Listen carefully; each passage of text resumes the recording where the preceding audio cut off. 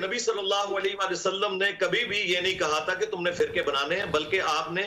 غیبی خبر دی تھی اللہ تعالیٰ کے بتانے پر کہ ایسا ہوگا، تم نے اس کا حصہ نہیں بننا۔ اچھا، مطلب آپ یہ کہنا چاہتے ہیں کہ نبی کریم صلی اللہ علیہ وسلم نے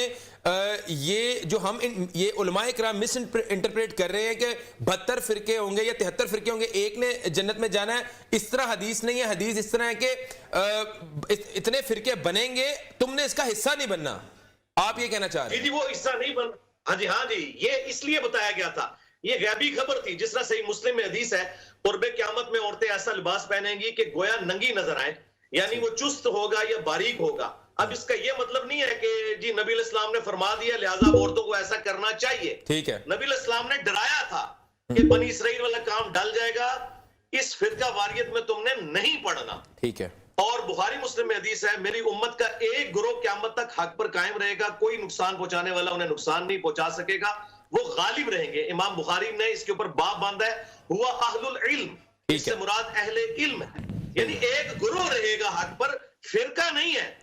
گروہ ظاہر وہی ہے جس میں اللہ کے محبوب علیہ السلام، ان کے صحابہ اکرام علیہ رضوان اور اہل البیت۔ آپ کی انٹرپریٹیشن کے مطابق یہ وہ گروہ ہوگا جو کسی فرقہ پرستی کا شکار نہیں ہوگا، آپ کے مطابق؟ جی بالکل بالکل۔ الحمدللہ رب العالمین والصلاة والسلام علی سید الانبیاء والمرسلین،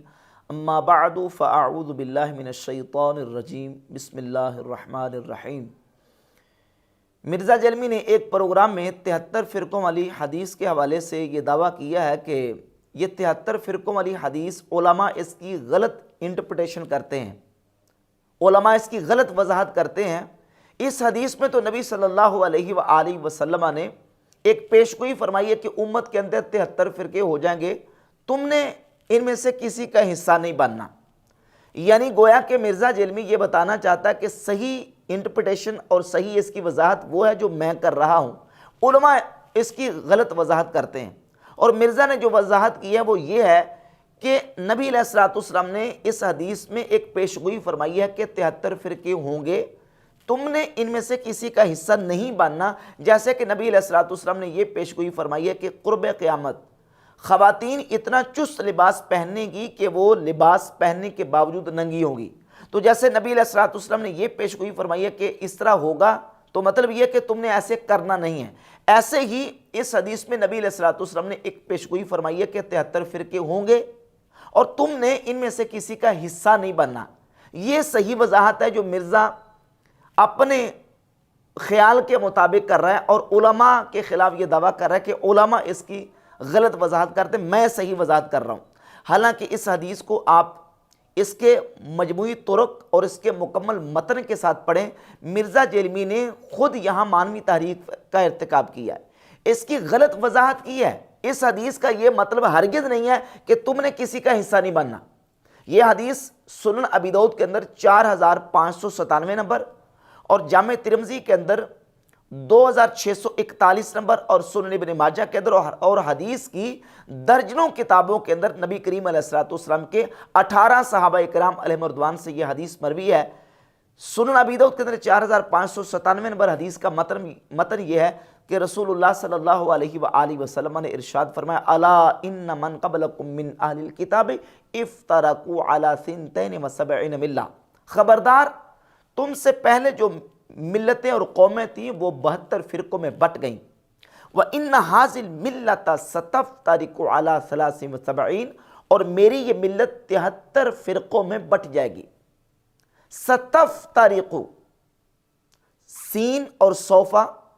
یہ مستقبل قریب کے لیے فعل مضارع کے اوپر استعمال ہوتا ہے۔ ستفترق ان قریب بٹ جائے گی، اور افترق یفترق، افتراق کا معنی ہوتا ہے فرقوں میں بٹ جانا، تقسیم ہو جانا اور الگ الگ ہو جانا۔ میری یہ امت 73 فرقوں میں ان قریب بٹ جائے گی۔ 72 فی النار وواحدۃ فی الجنہ، 72 ان میں سے جہنم میں اور ایک جنت میں جائے گا، اور ایک جو ہوگا جو جنت میں جائے گا وواحدۃ فی الجنہ، یہ واحدۃ فرقۃ کی صفت ہے، یعنی فرقۃ واحدۃ فی الجنہ، ایک فرقہ جنت میں جائے گا، 72 فرقے جہنم میں اور ایک فرقہ جنت میں جائے گا۔ اور وہ فرقہ جو جنت میں جائے گا وہ کون ہوگا؟ اللہ کے نبی علیہ السلام نے فرمایا ہی الجماعت، وہ جماعت ہوگی۔ یعنی وہ فرقہ جو مسلمانوں کا جو جنت میں جائے گا وہ مسلمانوں کی جماعت ہوگی، بڑی جماعت جو مسلمانوں کا سواد اعظم ہے، مسلمانوں کا عظیم گروہ، عظیم جماعت ہے، وہ فرقہ واحدہ جنت میں جائے گا۔ یہ حدیث کا متن ہے۔ اب اس حدیث کے متن سے اگر مرزا یہ کہنا چاہ رہا ہے کہ ان 73 فرقوں میں سے اللہ کے نبی علیہ الصلوۃ والسلام نے جو پیشگوئی فرمائی ہے کہ 72 جہنم میں اور ایک جنت میں جائے گا، تم نے نہ جہنمیوں کا حصہ بننا ہے اور نہ جنتی کا حصہ بننا ہے، تو اللہ کے نبی علیہ الصلوۃ والسلام کے فرمانے کا یہ ہرگز مطلب نہیں ہے، بلکہ نبی علیہ الصلوۃ والسلام تو یہ فرمانا چاہ رہے ہیں کہ فرقوں میں امت بٹ جائے گی اور مسلمانوں کی جو جماعت ہے، جو بڑا فرقہ ہے، اس سے کٹ کر الگ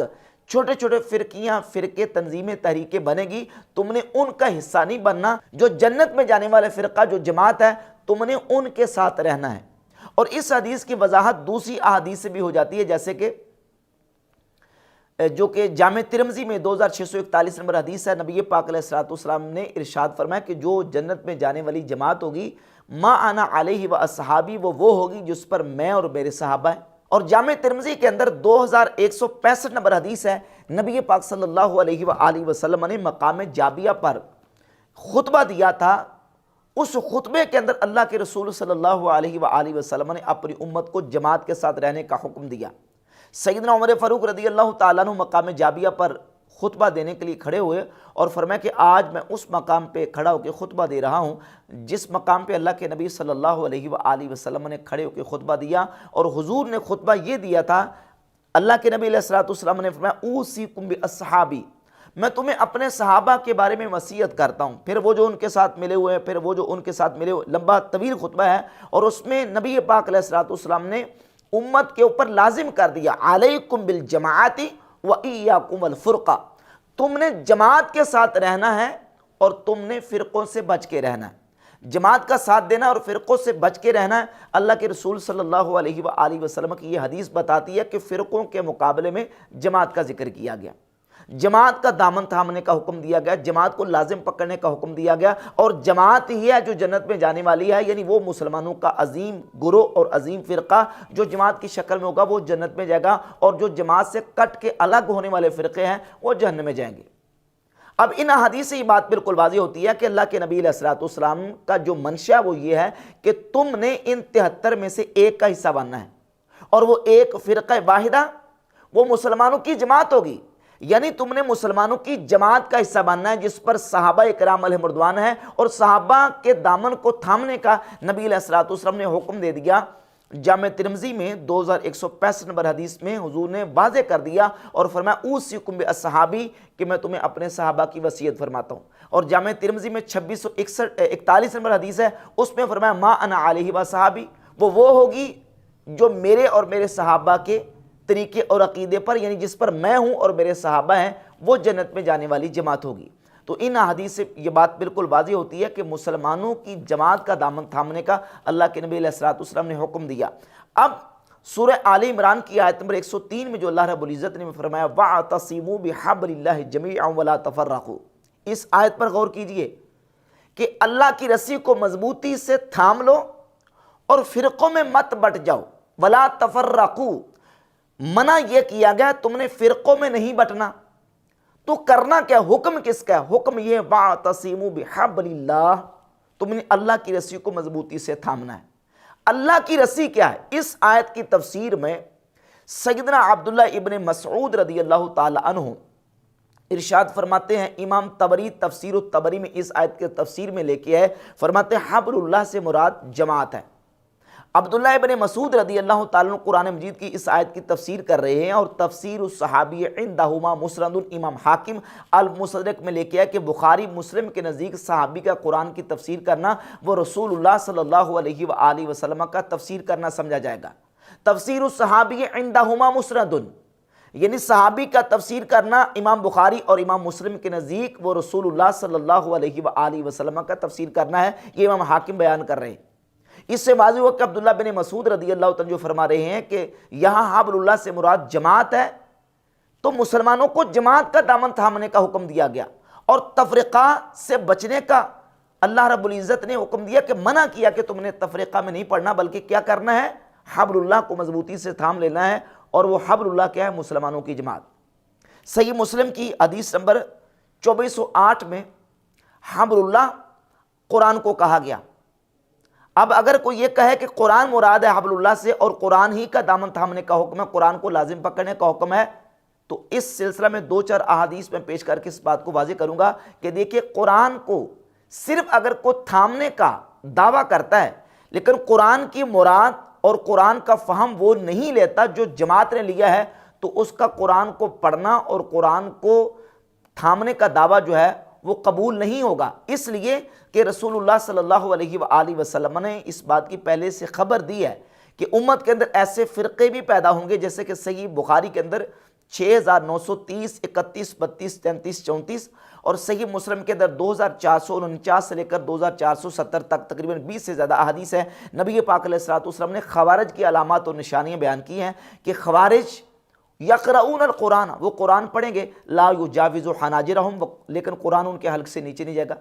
صحیح مسلم ہے یتلون کتاب اللہ رتبا لینا، وہ قرآن کو بڑا زبانیں موڑ موڑ کے پڑھیں گے لیکن قرآن ان کے حلق سے نیچے نہیں جائے گا۔ خوارج کی یہ علامت اور نشانی کہ وہ قرآن پڑھیں گے، وہ احادیث پڑھیں گے لیکن قرآن ان کے حلق سے نیچے نہیں جائے گا۔ ان کا قصور کیا ہوگا؟ قصور یہ ہوگا کہ قرآن کا جو مطلب اور مفہوم جماعت نے لیا ہے، صحابہ نے لیا ہے، اس کو چھوڑ کے وہ اپنا مفہوم اور اپنی منشا اور مراد جو ہے اس سے لینا چاہیں گے، اور ان کا قرآن کو تھامنے کا دعویٰ ہرگز مقبول نہیں ہوگا۔ تو قرآن کو تھامنے کا معنی بھی یہ ہے کہ جو مسلمانوں کی جماعت جس عقیدے پر ہے، جو معنی اور مفہوم قرآن کا مسلمانوں کی جماعت نے لیا ہے وہی معتبر ہوگا۔ تو نتیجہ آ کے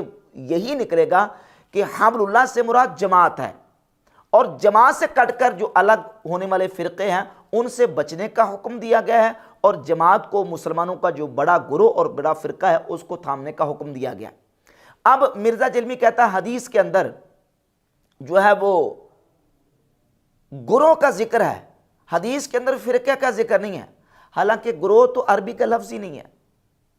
عربی کا جو لفظ ہے وہ فرقہ ہے یا جماعت ہے یا طائفہ ہے، گروہ عربی کا لفظ نہیں ہے۔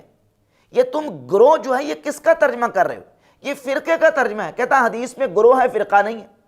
اور اگر مرزا کہے کہ فرقے کا لفظ نہیں تو فرقے کا لفظ بھی حدیث کے اندر موجود ہے، جس طرح کہ المستدرک الصحیحین میں امام حاکم اور المعجم الکبیر للطبرانی میں امام طبرانی یہ حدیث لے کے آئے ہیں۔ مستدرک الصحیحین میں 452 نمبر اور طبرانی کبیر میں 13481 نمبر حدیث ہے۔ نبی پاک صلی اللہ علیہ وآلہ وسلم نے جب یہی حدیث بیان کی تو اس حدیث کے اندر آخری الفاظ یہ کہ الا فرقۃ واحدہ، ایک فرقہ جنت میں جائے گا اور وہ فرقہ اسلام ہوگا، مسلمانوں کی جماعت ہوگی۔ اس میں نبی پاک صلی اللہ علیہ وآلہ وسلم نے مسلمانوں کے اس جماعت کو فرقہ کہا ہے جو جنت پہ جانے والا، فرقہ واحدہ فرمایا ہے، جس سے ثابت ہوتا ہے کہ حدیث کے اندر فرقہ واحدہ کے لفظ بھی موجود ہیں۔ مرزا کا یہ کہنا کہ فرقہ کا لفظ نہیں ہے، حدیث کے اندر گروہ کا لفظ ہے۔ حدیث کے اندر گروہ کا لفظ کیسے ہوگا؟ گروہ تو ہے اردو زبان کا لفظ ہے، عربی کا لفظ ہی نہیں ہے، تو عربی زبان کا جو لفظ ہے وہ ہے فرقہ۔ اچھا، پھر اس حدیث کو پڑھنے کے ساتھ پلٹ جاتا ہے صحیح بخاری کی اس حدیث کی طرف جس میں نبی پاک صلی اللہ علیہ وآلہ وسلم نے فرمایا کہ امت کا ایک گروہ ہمیشہ، ایک طائفہ، یعنی طائفہ کا معنی گروہ، وہ ہمیشہ حق پر قائم رہے گا اور کوئی نقصان پہنچانے والا اسے نقصان نہیں پہنچا سکے گا۔ تو کہتا ہے اس پر امام بخاری نے باب باندھا ہے کہ وہ جو گروہ ہے وہ اہل علم کا گروہ ہوگا۔ مرزا کو امام بخاری کا باب تو نظر آ گیا، لیکن اسی صحیح بخاری کے اندر سیدنا معاذ بن جبل رضی اللہ تعالیٰ عنہ سے یہی حدیث جب مالک بن یخامر تابعی بیان کرتے ہیں تو مالک بن یخامر تابعی کہتے ہیں کہ حضرت معاذ بن جبل رضی اللہ تعالیٰ عنہ فرماتے تھے کہ اس گروہ سے مراد اہل شام کا گروہ ہے۔ یعنی یہ جو مسلمانوں کے گروہ کا ذکر نبی کریم علیہ الصلوۃ والسلام نے کیا ہے کہ ایک گروہ ہمیشہ حق پر قائم رہے گا اور کوئی نقصان پہنچانے والا اسے نقصان نہیں پہنچا سکے گا، حضرت معاذ بن جبل رضی اللہ تعالیٰ عنہ فرماتے ہیں کہ وہ گروہ شام میں ہوگا، یعنی اہل شام کا گروہ۔ تو مرزا جلمی صحابی کی تفسیر اور صحابی کی وضاحت تو نہیں مان رہا اور امام بخاری کے باب کا سہارا لے رہا ہے، اور ایک حدیث کو چھوڑ کے جو 73 فرقوں والی ہے فوراً یہ طائفہ منصورہ والی حدیث کی طرف چلا جاتا ہے اور حدیث کی غلط وضاحت کرتا ہے۔